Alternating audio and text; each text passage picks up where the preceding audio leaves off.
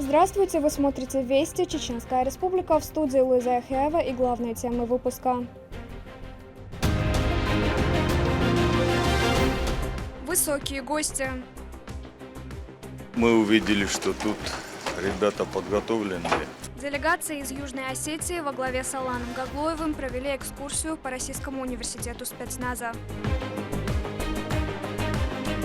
Творческое обогащение.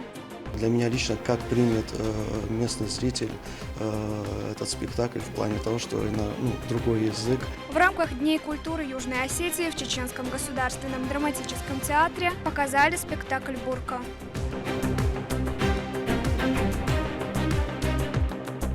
Беседы с деятелями искусства.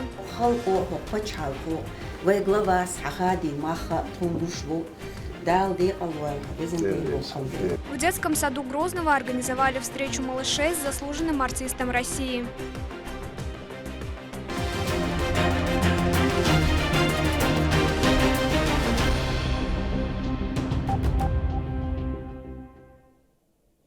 Глава Чеченской Республики принял участие в заседании Оргкомитета по подготовке к празднованию 200-летия Льва Толстого под председательством руководителя администрации президента Российской Федерации Антона Вайна.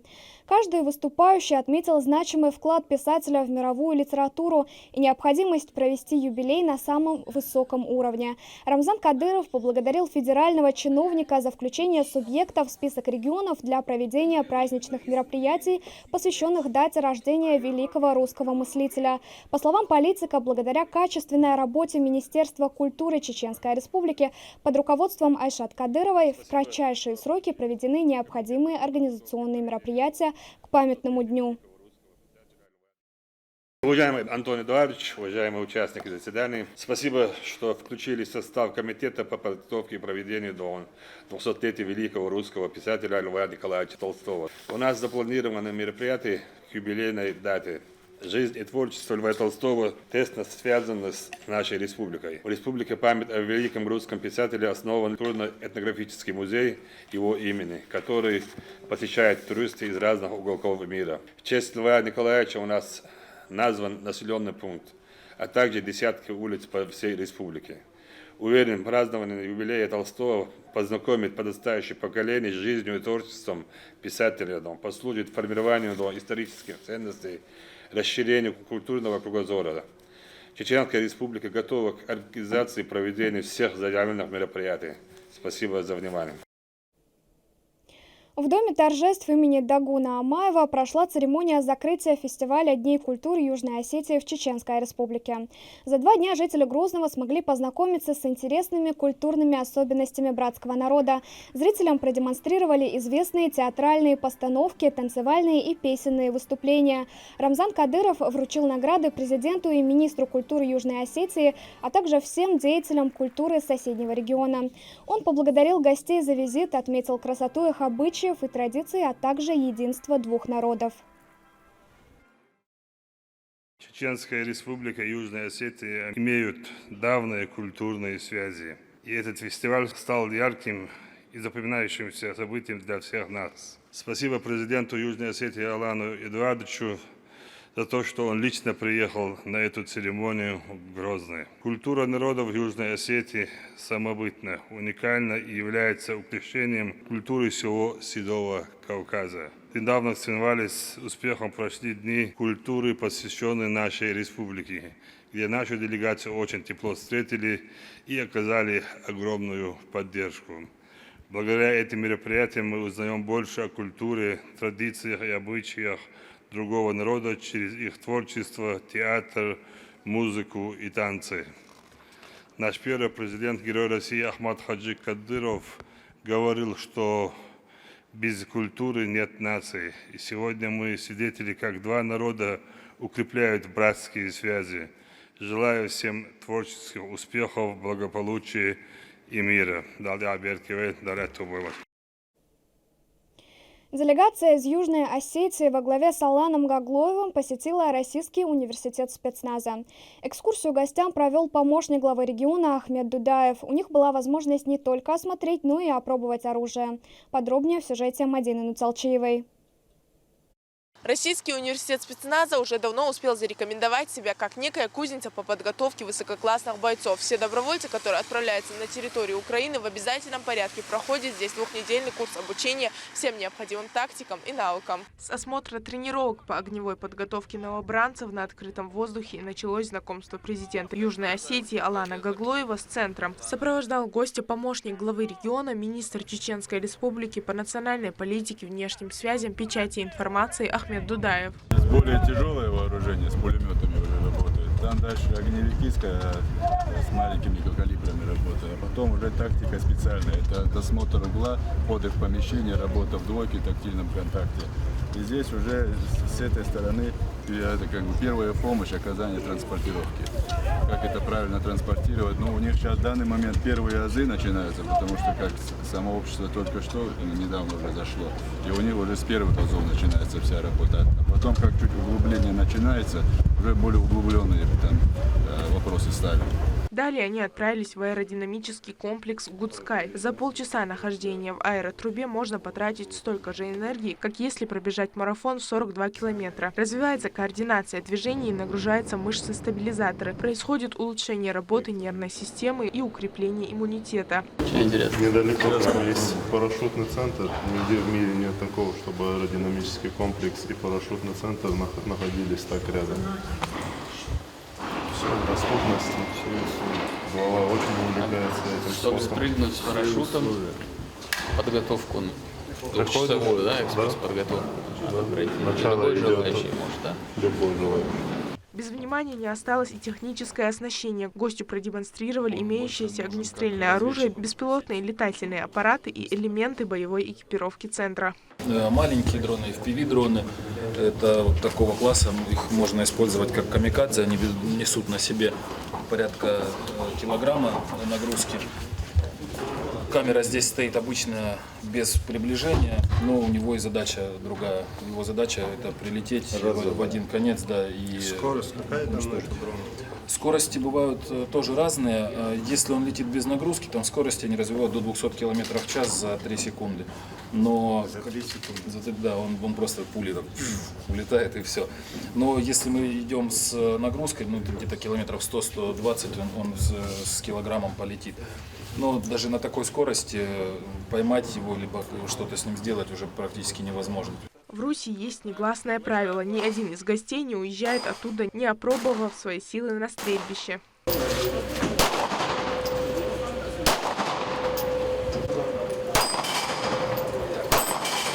Рус не оставляет никого равнодушным, даря морю адреналина и позитива его посетителям. Не исключение и президент Южной Осетии. Мы увидели, что тут ребята подготовленные, люди занимаются своим делом очень серьезно. Ну и возможности, конечно, мы видим, что для них, для наших братьев созданы все возможности, все условия, чтобы подготавливать ребят. Мы сегодня подъехали, занимались ребята, готовятся к выезду СФО. Сегодня это наша первая задача для всех и Кавказских республик, и для всех регионов Российской Федерации, чтобы мы вместе победили вот этот фашизм. А здесь вот та база, где ребята по-серьезному готовятся, вы сегодня увидели. Мы тоже постреляли, ну, попали. Желаем нашим братьям успехов и в дальнейшем. Я думаю, что мы проработаем вопрос, чтобы наши ребята тоже приехали. Здесь инструктора у них серьезные, что вместе подготовили, где-то подсказали, где-то научили. Что будем работать. Университет охватывает такие направления, как огневая, тактика специальная, воздушно-десантная, горная подготовка, а также подготовка телохранителей и военных журналистов. Доступны они как для жителей, так и туристов Чеченской Республики. Мадина Салчиева, Резван Насипов, Руслан Магомадов, Вести, Чеченская Республика. В рамках Дней культуры Южной Осетии в Чеченской Республике прошел показ спектакля «Черная бурка». Автор пьесы, драматург Георгий Хугаев. Подробнее о героях и впечатлениях зрителей расскажет Турпалали Тайсумов. Открытие Дней культуры Республики Южная Осетия начинается со знаменитого спектакля по пьесе осетинского драматурга Георгия Хугаева «Черная бурка». Перед показом на сцене выступили министр культуры Чеченской Республики и ее коллега из Цхинвала. Айшат Кадырова тепло поприветствовала гостей и зрителей. Добрый вечер. Я с большой радостью приветствую наших друзей из Южной Осетии. Ничто так не помогает народам узнать историю и традиции друг друга, как музыка, театр, живопись, танцы. На языке культуры говорит каждый, и именно с понимания традиций друг друга начинается искреннее взаимное уважение. Южной Осетии и Чеченской Республике есть о чем дружить, говорить и общаться, а Дни культуры лишь укрепят нашу дружбу. Я желаю вам всем хорошего вечера. Радмила Дзагоева вспомнила, как не так давно прошли Дни культуры Чеченской Республики в Южной Осетии. По ее словам, это помогло творческому сближению. Мы совсем недавно в Южной Осетии были свидетелями показа высокой многогранной чеченской культуры. И я сегодня хочу поблагодарить свою замечательную коллегу Айшат Рамзановну за стремление к сотрудничеству, за культурный диалог, который мы с ней уже наладили, и нам еще предстоит очень многое сделать. Театральная постановка отличается весьма оригинальным повествованием. В спектакле героями представлены животные в исполнении профессиональных актеров. В центре сюжета преданность собаки своему хозяину. Она охраняет его бурку от злобных волков. И все это верный пес Тузар делает практически без сна и пищи. Он выбирает верность взамен любви и отказывается жить в волчьей стае со своей возлюбленной волчицей Чебар. Ну как тебя называть, а? Я с тобой восхищался, мечтал и в любви признавался тебе. Волчица кровожадная, ненавижу. Для зрителей важно донести все детали, ведь спектакль поставлен на осетинском языке, и точность перевода играет здесь большую роль. Большой интерес для меня лично, как примет местный зритель этот спектакль в плане того, что другой язык, сложности барьера языка. И я думаю, если мы сможем перейти этот барьер как-то, да, и зритель будет доволен, то для нас будет это большая победа. И судя по бурным аплодисментам, зал принял спектакль с большой радостью, а значит, режиссура и актерская игра сделали свое дело. Турпал, Алита Исумов, Моусар Хаджиев и Руслан Магомадов. Вести. Чеченская Республика. Советник-помощник главы Чеченской Республики по силовому блоку Хамзат Кадыров провел встречу с сотрудниками МВД региона. Темой обсуждения стало военное обучение молодежи. Каждому желательно обладать навыками обращения с оружием и быть готовым прийти на помощь старшему поколению. Далее в сюжете нашего корреспондента. Необходимость тактическому обучению молодежи в Российском университете спецназа. Эти и другие вопросы руководители военных ведомств обсудили в ходе совместной встречи. Советник-помощник главы Чеченской Республики по силовому блоку Хамзат Кадыров отметил, что молодое поколение должно быть готовым к любым ситуациям, с которыми можно столкнуться в жизни.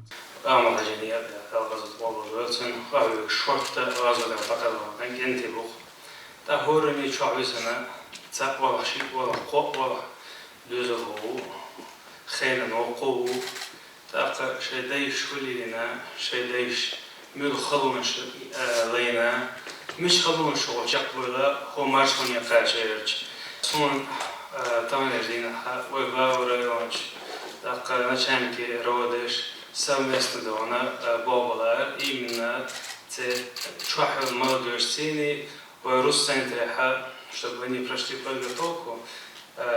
Хотя бы ця хулерин, кара хугыллаце, герзавце, кара мичхулеллатиш, хаттарулеллош, хаттептон аттунш, штахалловце, тахай.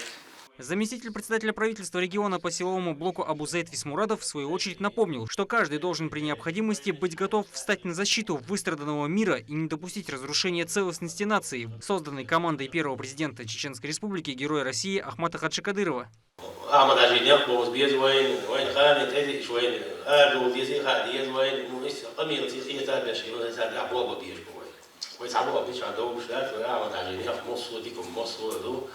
وإذا بجري دوقة دوقة أحمد عجيني قاعد رمزاني يعني ده دوقة شاتيجي تعبجري دوقة على بالوي وشو وإذا سيتي على سود ديك دوقة В регионе есть все для защиты от чрезвычайных ситуаций. Нужно лишь продолжать быть сплоченными и прилагать все силы во благо субъекта и страны, рассказывает начальник управления Росгвардии по субъекту Шарип Делимханов.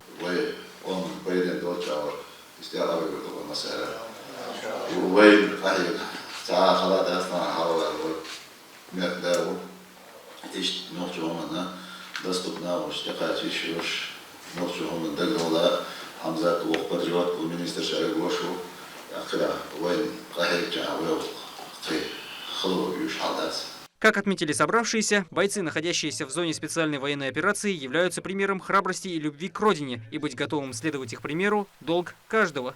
Молодежь субъекта подкована в разных сферах. И, конечно, умение владеть оружием также пригодится в жизни, на случай, если старшим понадобится помощь для защиты от неприятелей. Турпа Лолита Исумов и Сайтымин Мусаев. Вести. Чеченская Республика. Детский сад «Надежда» в рамках серии встреч с замечательными людьми посетил кавалер ордена Кадырова, заслуженный артист России и ЧССР Хамид Азаев. Такие мероприятия проводятся по инициативе начальника департамента дошкольного образования мэрии города Грозного Хадижат Кадыровой. Амина Тупелагова с подробностями. В детском саду номер 114 «Надежда» сегодня встречают важного гостя – легендарного советского, российского, чеченского актера театра и кино, кавалера ордена Кадырова, заслуженного артиста России и ЧССР Хамида Азаева. Он посетил учреждение в рамках цикла «Встреча с замечательными людьми», которые осуществляются по инициативе руководителя департамента дошкольного образования мэрии города Грозного Хадижат Кадыровой. Дети узнают много интересного. Такого цикла раньше не было. Чтобы дети встречались с такого возраста, знаменитостями. Это практикуется в нашем департаменте впервые. У малышей была возможность услышать историю становления именитого гостя и задать ему возникшие вопросы. О том, почему он выбрал быть артистом, какая роль самая любимая, а также интересные случаи, связанные с его профессиональной деятельностью.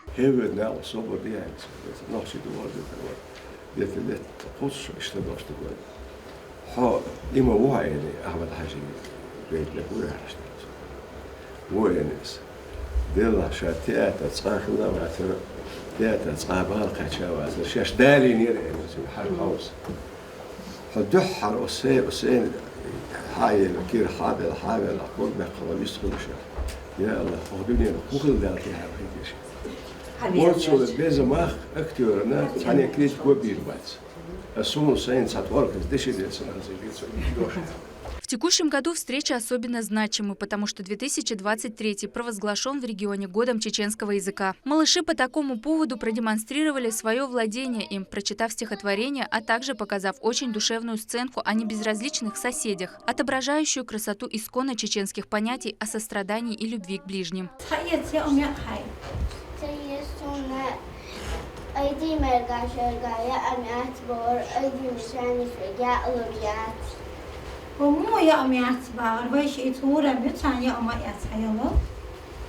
Малыши через сценки, стихи и танцы показали любовь к своей культуре. А самое главное, они получили назидание от заслуженного артиста и дальше чтить ценности своего народа.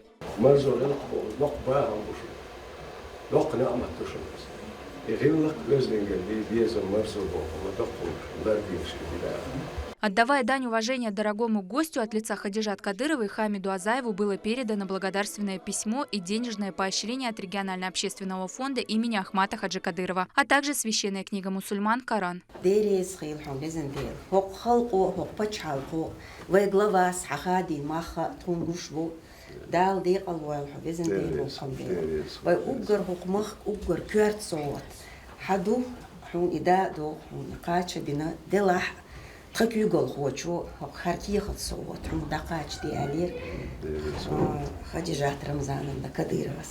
Детство – беззаботное время. Однако именно в этот период закладывается фундамент ценностей человека. Именно поэтому в регионе проводится масштабная работа по воспитанию подрастающего поколения. Встреча с замечательными людьми – это не просто мероприятие, а уникальная возможность перенять опыт от выдающегося человека, который внес вклад в сохранение культурных ценностей региона.